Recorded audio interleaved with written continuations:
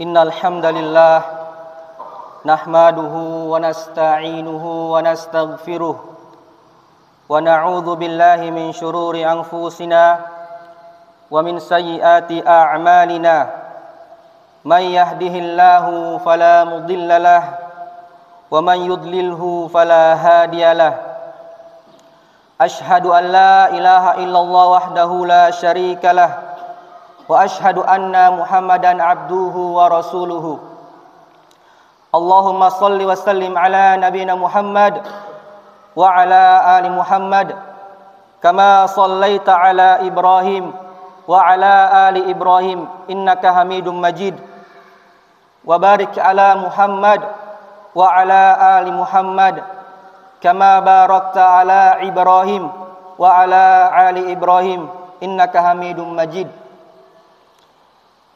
Ya ayyuhalladzina amanu usikum wa nafsi bittaqwallah.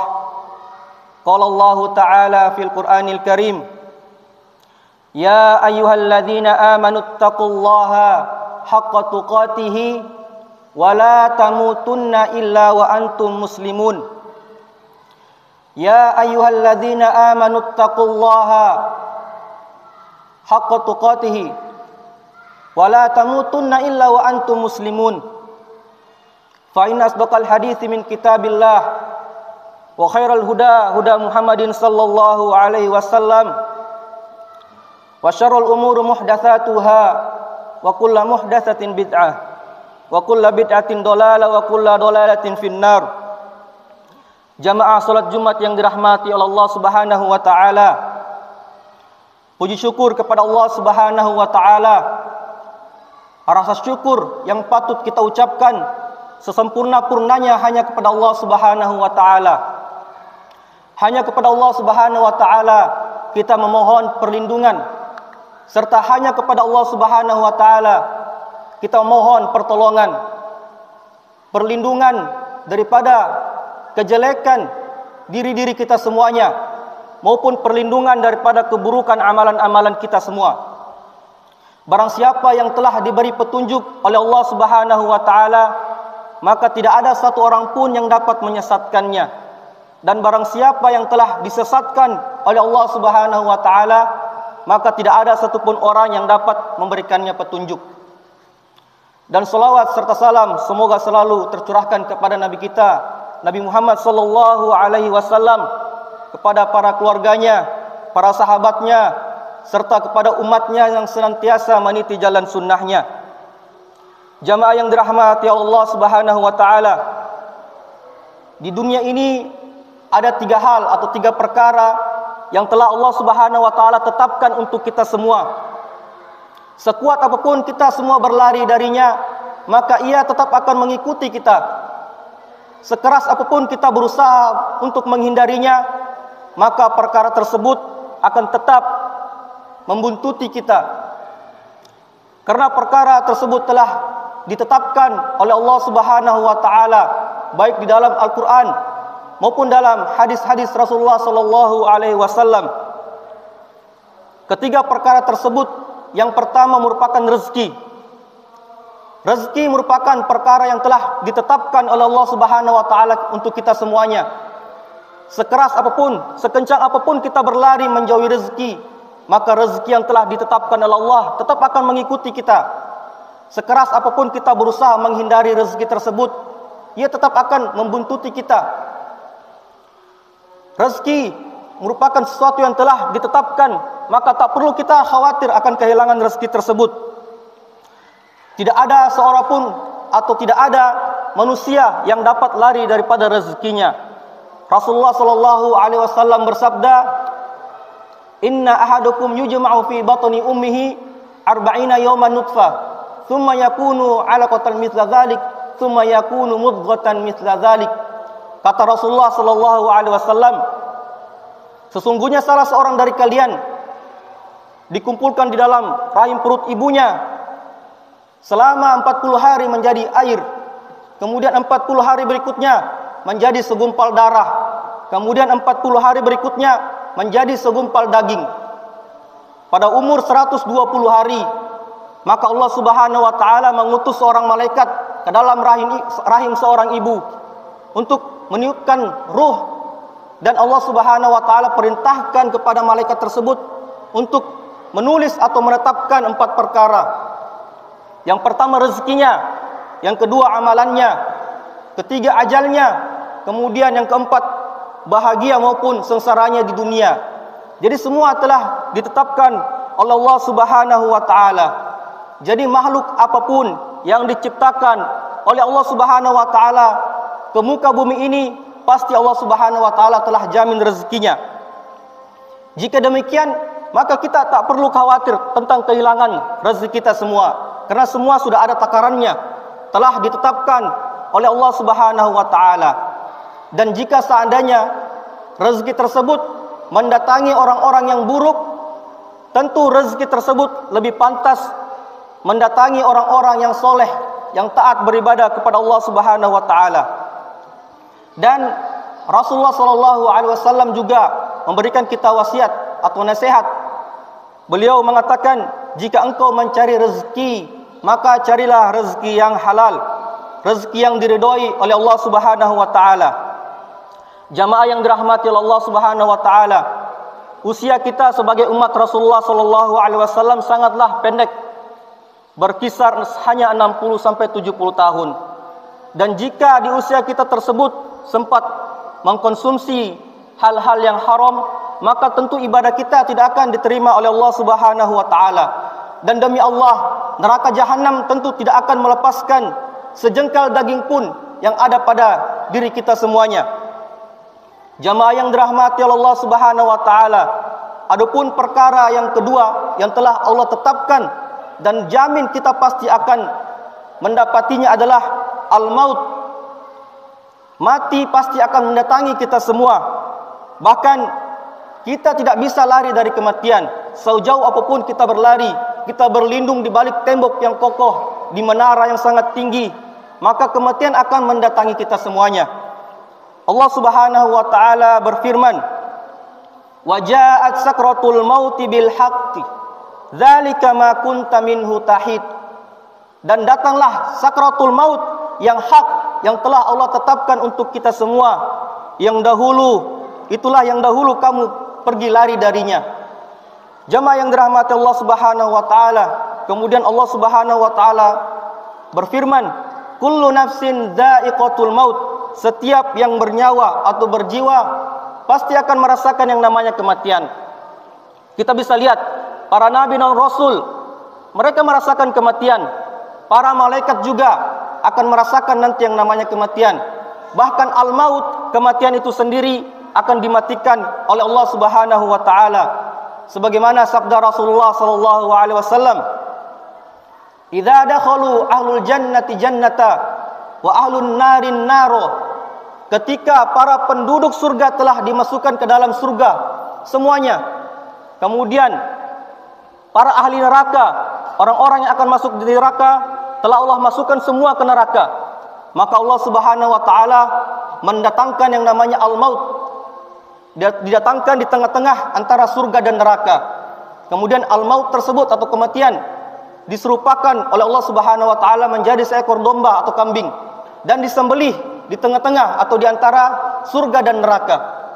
Itu al-maut akan merasakan kematiannya sendiri. Maka jamaah yang dirahmati oleh Allah Subhanahu wa taala, adapun perkara yang ketiga yang pasti kita semua akan melaluinya adalah yaumul hisab atau hari pembalasan. Tidak ada seseorang yang bisa lari atau menghindari yang namanya hari pembalasan. Kita semua pasti akan mengalami, akan dipertanggungjawabkan oleh Allah Subhanahu wa taala tentang apa yang telah kita lakukan di dunia ini. Tiap manusia tentu akan berjumpa, mempertanggungjawabkan apa yang telah ia lakukan di dunia ini di hadapan Allah Subhanahu wa taala. Hari di mana seseorang itu sibuk terhadap dirinya masing-masing.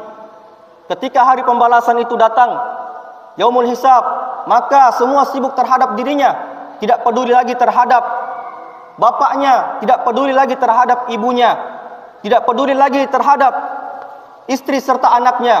Mereka sibuk terhadap urusan mereka masing-masing.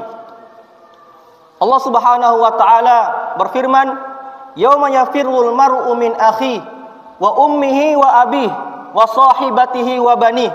Ya, hari di mana seseorang itu berpaling dari bapak ibunya, kemudian berpaling daripada anak serta istrinya. Likulli imri'in minhum yauma idzin sya'nu yughni. Mereka disibukkan terhadap urusan mereka masing-masing, sibuk terhadap apa yang mereka lakukan di dunia, karena mereka akan mempertanggungjawabkan apa yang telah ia lakukan di dunia ini. Maka jamaah yang dirahmati Allah Subhanahu wa taala, ketika seseorang itu sibuk terhadap dirinya sendiri, kecuali orang-orang yang senantiasa bersama Al-Quran. Ketika orang lain sibuk terhadap dirinya, orang yang senantiasa bersama Al-Quran, ia mencari bapak ibunya, ia mencari anak istrinya, mencari keluarganya, untuk meminta kepada Allah Subhanahu wa taala untuk diselamatkan bersama ia. Orang yang ahli Al-Quran adalah orang yang senantiasa bersama Al-Quran, bukan hanya penghafal Al-Quran, tetapi orang yang senantiasa bersama Al-Quran di setiap waktunya, setiap ada kesempatan, di setiap kesempatannya, di setiap hari, ia selalu menyempatkan dirinya untuk membaca Al-Quran. Inilah orang-orang yang nanti ketika yaumul hisab, ia akan mencari bapak ibunya, mencari anak istrinya untuk diselamatkan, memohon kepada Allah untuk diselamatkan bersama dia. Maka jamaah yang dirahmati Allah Subhanahu wa taala, selanjutnya mari kita bermuhasabah diri. Untuk hari ini saja, sudah berapa ayat yang kita baca? Sudah berapa lembar Al-Quran yang kita baca? Tidak perlu banyak, minimal setiap hari kita sisihkan waktu kita untuk membaca Al-Quran. Jika tidak bisa satu halaman, setengah halaman. Jika tidak bisa setengah halaman, cukup satu ayat setiap hari. Yang penting setiap hari kita sisihkan waktu kita untuk membaca Al-Quran. Dan tak lama lagi kita akan menyambut bulan suci Ramadan, di mana kita berlomba-lomba untuk mencari pahala, mencari ridha Allah Subhanahu wa taala. Maka pada hari ini, pada bulan ini, inilah kesempatan kita untuk bagaimana kita mempersiapkan diri kita untuk menyambut bulan suci Ramadan. Tidak hanya kita mempersiapkan fisik, tetapi kita juga mempersiapkan ilmu kita. Bagaimana kita mempelajari Al-Quran, tidak hanya bacaannya, tapi hukum-hukum tajwidnya. Kita datangi halaqah-halaqah yang ada. Jangan kita merasa puas hanya karena kita sudah bisa baca Al-Quran, tapi kita harus dalami, kita pelajari. Kenapa? Karena kita niatkan untuk kita bisa ajarkan kembali. Kalau kita hanya membaca Al-Quran sendiri, tidak kita amalkan, ketika kita meninggal, maka terputus. Namun ketika kita mengajarkannya, bahkan hanya kepada satu orang saja, maka ketika kita meninggal, amalan kita itu, ilmu kita yang telah kita ajarkan, pahalanya akan terus mengalir kepada kita. Ini hanya sama satu orang saja. Bagaimana yang kita ajari banyak. Ya, jadi kita harus semangat, diniatkan kita mempelajari Al-Quran, hukum tajwidnya, niatnya kita mengajarkan Al-Quran kembali. Bayangkan satu orang yang kita ajarkan, kemudian satu orang ini sampai mahir ia membaca Al-Quran, dan satu orang yang kita ajarkan ini kemudian mengajarkan lagi kepada banyak orang. Bayangkan, ini merupakan sesuatu yang sangat bermanfaat buat kita nantinya di akhirat ketika kita sudah meninggal dunia. Maka jamaah yang dirahmati Allah Subhanahu wa taala, mulai sekarang kita mempersiapkan diri kita untuk menyambut bulan suci Al-Quran. Jika ada halaqah Al-Quran, maka datangi. Ini kesempatan kita untuk belajar, karena umur kita ini singkat, kita tidak tahu kapan kita akan meninggal dunia. Demikian khutbah yang dapat kami sampaikan. Barakallahu li wa lakum fil Qur'anil azim, wa nafa'ni wa iyyakum bima fihi min ayati wa dzikril hakim. Aqulu qouli hadza fastaghfiruhu innahu huwal ghafurur rahim.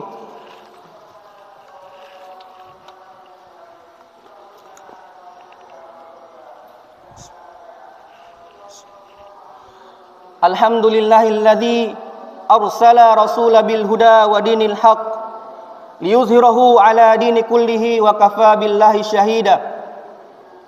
Asyhadu an la ilaha illallah wahdahu la syarikalah wa asyhadu anna Muhammadan abduhu wa rasuluhu. Ya ayyuhalladzina amanu usikum wa nafsi bittaqullah. Qala Allah ta'ala, ya ayyuhan nasu taqu rabbakumul ladzi khalaqakum min nafsin wahidah wa khalaqa minha zawjaha وبث منهما رجالا كثيرا ونساء واتقوا الله الذي تساءلون به والأرحام إن الله كان عليكم رقيبا إن الله والملائكته يصلون على النبي يا أيها الذين آمنوا صلوا عليه وسلموا تسليما اللهم صل وسلم على نبينا محمد وعلى آل محمد كما صليت على إبراهيم وعلى آل إبراهيم وبارك على محمد وعلى آل محمد كما باركت على إبراهيم وعلى آل إبراهيم إنك حميد مجيد اللهم اغفر للمسلمين والمسلمات والمؤمنين والمؤمنات الأحياء منهم والأموات إنك أنت السميع قريب مجيب دعوات فيا قاضي الحاجات ربنا لا تزغ قلوبنا بعد إذ هديتنا وهب لنا من لدنك رحمة إنك أنت الوهاب ربنا ظلمنا أنفسنا وإن لم تغفر لنا وترحمنا لنكونن من الخاسرين اللهم إنا نسألك الهدى والتقى والعفاف والغنى اللهم أرنا الحق حقا وارزقنا اتباعه وأرنا الباطل باطلا وارزقنا اجتنابه ربنا آتنا في الدنيا حسنة وفي الآخرة حسنة وقنا عذاب النار عباد الله إن الله يأمركم بالعدل والإحسان وإيتاء ذي القربى وينهى عن الفحشاء والمنكر والبغي يعظكم لعلكم تذكرون